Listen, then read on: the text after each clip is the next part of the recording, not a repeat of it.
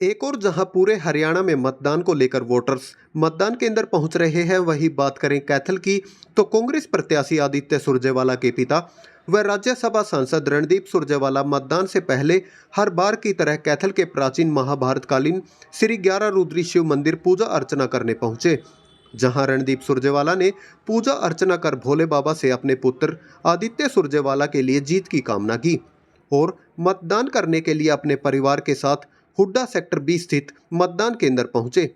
मतदान केंद्र पर रणदीप सुरजेवाला ने बुजुर्गों का भी आशीर्वाद लिया और अपने मत का प्रयोग किया। वहीं मतदान के बाद मीडिया से बातचीत करते हुए रणदीप सुरजेवाला ने कहा कि कांग्रेस अब की बार हरियाणा में 70 सीटों के साथ आ रही है। देखें डीवी लाइव न्यूज की खास रिपोर्ट। हरियाणा में कांग्रेस 70 सीटों से अधिक पर बढ़त बनाए है। हरियाणा की 2.5 करोड़ से अधिक जनता के आशीर्वाद से भारतीय राष्ट्रीय कांग्रेस यहाँ विजय का परचम फहराएगी। ये विजय कांग्रेस की नहीं होगी, ये विजय हरियाणा की जनता की होगी।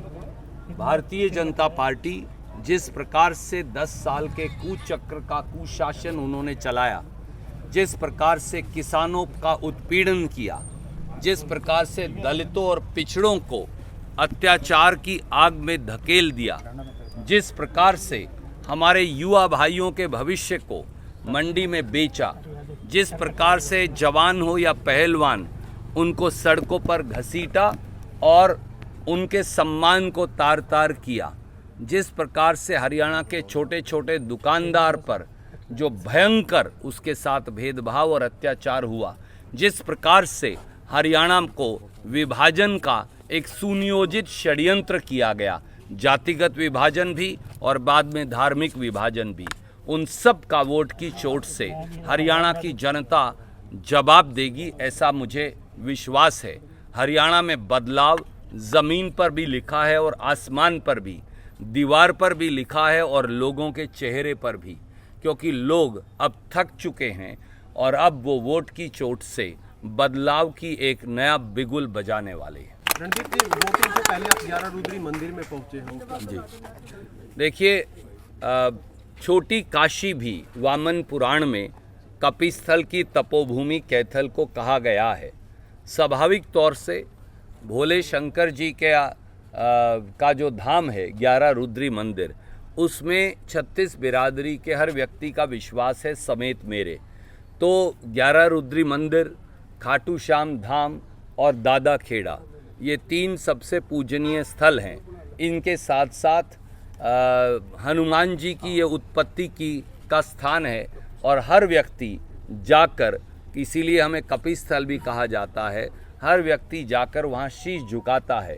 102 शिव मंदिरों का ये शहर है और भारत की संस्कृति और संस्कार का अगर खूबसूरत उदाहरण कहीं देखना हो तो वो कैथल है। अगर आपको श्रीमद् भगवत गीता की वाणी का संदेश कहीं सुनना हो तो वो भी कैथल है। अगर आपको भोले शंकर से भगवान श्री कृष्ण, अगर आपको हनुमान जी से लेकर लव कुश जी के तीर्थ तक सब कुछ देखना हो तो वो भी कैथल है। इसलिए धन्य हैं हम सब जिनको यहाँ कर्म करने की अनुमति मिली है। सीएम के दावेदार के तौर पे किस तरह से देखते हैं? कुमारी शैलजा का नाम हो रहा है, हुड्डा जी का नाम, आपका भी नाम है। हम सबकी पहली प्राथमिकता चुनाव को जिताना है और हरियाणा को दोबारा से संवारना और सजाना है, समेत कैथल के। ये सही है कि राजनीति में आकांक्षा रखना कुछ गलत नहीं। अगर मेरे पास हरियाणा के हर खेत को पानी देने का, नौजवान को रोजगार देने का, व्यापारी के उद्योग और धंधे को बढ़ावा देने का, दलित और पिछड़ों की बढ़ोतरी के लिए एक स्पेसिफिक एजेंडा है, तो स्वाभाविक तौर से व्यक्ति हरियाणा को चलाने की आकांक्षा रखता है। पर हम सब की आकांक्षा पार्टी के अनुशासन से बड़ी नहीं। आखिर में जो फैसला राहुल गांधी जी करेंगे, खड़गे जी के साथ राय लेकर, हमारे विधायकों से राय लेकर, वही फैसला सबको सर्वमान्य होगा। मैं कांग्रेस के हर नेता और कार्यकर्ता की तौर से, आधिकारिक तौर से आपको ये कह सकता हूँ। प्रधानमंत्री जी ने आज एक किस्त जारी किया किसानों के लिए, आपकी प्रतिक्रिया? देखिए आदरणीय मित्र, 25,000 रुपया प्रति हेक्टेयर का किसान के ऊपर बोझ डाला है। तो आपकी जेब से मैं 100 रुपया निकाल लूँ और 10 रुपया दे दूँ और बोले ये ताड़ी बजाओ, तो भैया 90 रुपया तो आपने मुझे जड़ दिया। याद करिए 56 रुपये लीटर का डीजल था, आज 90 और 95 रुपये का डीजल है। याद करिए कि यूरिया के कट्टे की, डीएपी के कट्टे की क्या कीमत थी, उसमें 150 से 200% इजाफा हुआ है।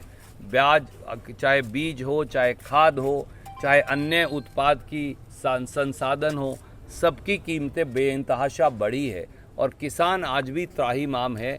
जाकर अगर आपको देखना है, काश मोदी जी कैथल की अनाज मंडी अगर देख लेते तो फिर वो इस प्रकार के दावे ना करते। जहां लाखों टन धान पड़ा है, आपने भी दिखाया, पत्रकारों ने भी लिखा, पर सरकार के कान पर जू तक नहीं रेंग रही और किसान का 1509 धान जो है वो 700 रुपया 800 रुपया क्विंटल कम पर बिका है और इसी प्रकार से बाकी का धान नष्ट हो रहा है। बहुत बहुत धन्यवाद।